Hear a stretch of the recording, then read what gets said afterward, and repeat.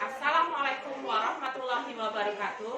Salam dan berbahagia. Berjumpa lagi dengan saya Eva Dwi Kusmastuti, calon guru penggerak angkatan 9 SMK Negeri 1 Musuh, Kabupaten Boyolali. Nah, kali ini saya akan melakukan kegiatan pra-observasi. Tentunya saya tidak sendirian. Kali ini saya ditemani oleh rekan guru saya, yaitu Bu Dian Nurhayati. Beliau mengaku mapel pelajaran PAPL di kelas 12. Bagaimana Bu Dian kabarnya? Alhamdulillah baik. Nah, hari ini sudah siap? Siap.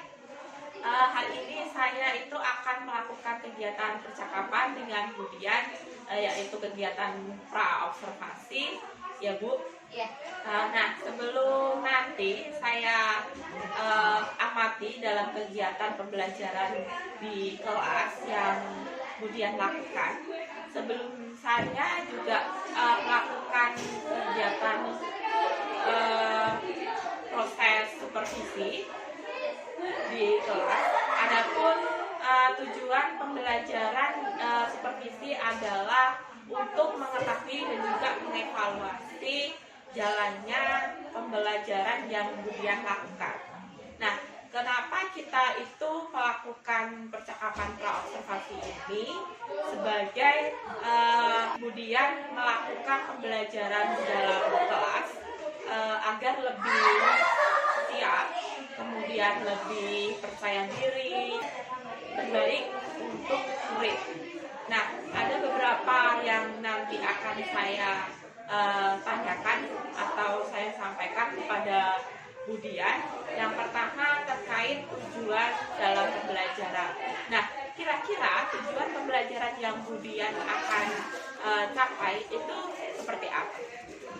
Saya di sini akan mengajar praktik akuntansi pemerintah atau instansi lembaga. Dan itu saya punya tujuan yang pertama, peserta didik mampu memahami konsep dalam menggunakan komputer akuntansi pemerintah atau instansi lembaga.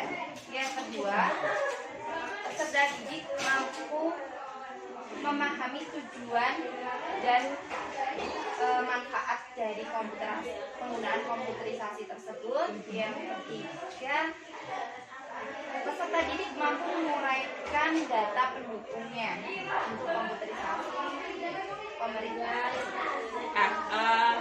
Nah, itu ya Bu yang kemudian sampaikan tentang tujuan dalam pembelajaran. Nah,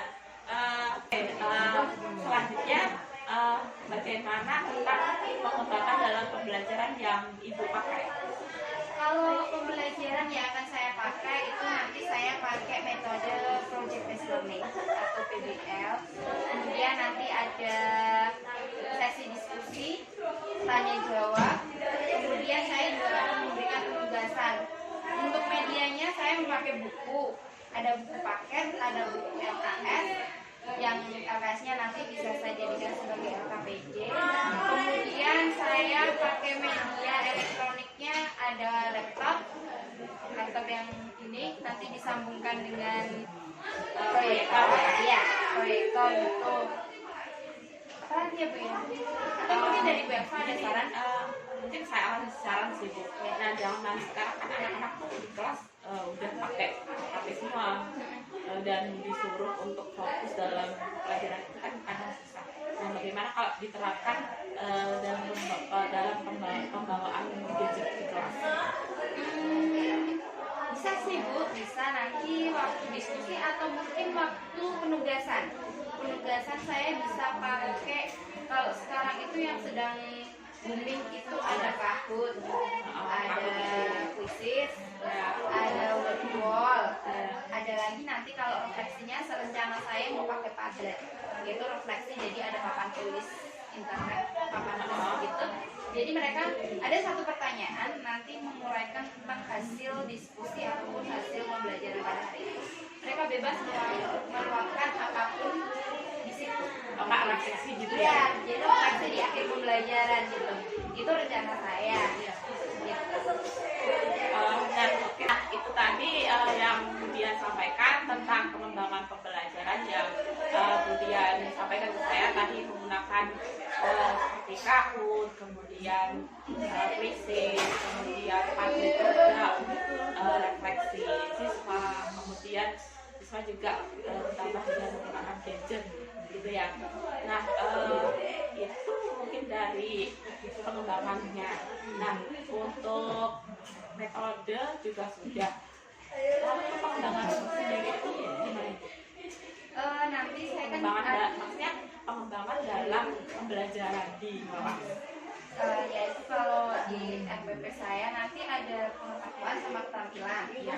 Kalau pengetahuannya dari diskusi tadi, mereka mendiskusikan tentang suatu masalah karena pakai PBL ya. Jadi mereka mendiskusikan suatu masalah untuk dipresentasikan. Kemudian ada tanya jawab dari siswa lain. Kemudian nanti yang terakhir ada penugasan, itu yang saya tuliskan dalam RPP saya. Begitu ya Bu. Jadi ada rancangan, kemudian metode sudah, dan kemudian tadi menggunakan metode diskusi ya, tentunya diskusi karena memakai PBL. Nah, untuk itu kapan kemudian ada jadwal nanti di jam berapa, kemudian di hari apa, itu saya kemungkinan bisa datang di kelas kemudian Itu minggu ini. Oh, bisa minggu ini di hari Rabu jam pertama sampai jam 4 ya. Saya ada jam di kelas 12 AKL. Itu di hari Rabu jam pertama sampai jam 4, nanti ada di rumah. Oke, kemudian terima kasih sekali. Nanti hari Rabu jam 1-2 ya. Yang dijadwalkan tersebut saya pastinya akan datang ke kelas kemudian untuk membuat catatan dan membuat informasi tentang kejadian-kejadian di dalam kelas kemudian. Untuk itu setelah kegiatan pra-observasi ini atau pembelajaran di dalam kelas ini akan saya adakan percakapan untuk lebih lanjutnya itu di tahap akhir setelah observasi, jadinya di pasca observasi. Tentunya nanti akan saya nantinya akan didampingi oleh pengajar praktik. Kemudian baik, saya kira sudah selesai untuk percakapan ini.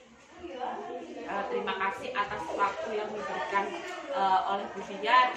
Dengan adanya pra-observasi ini sudah bersedia dan juga sudah akan bersedia melakukan observasi di kelas, dan di kesempatan ini kita sudah melakukannya dengan baik, dengan penuh semangat ya Bu Fia.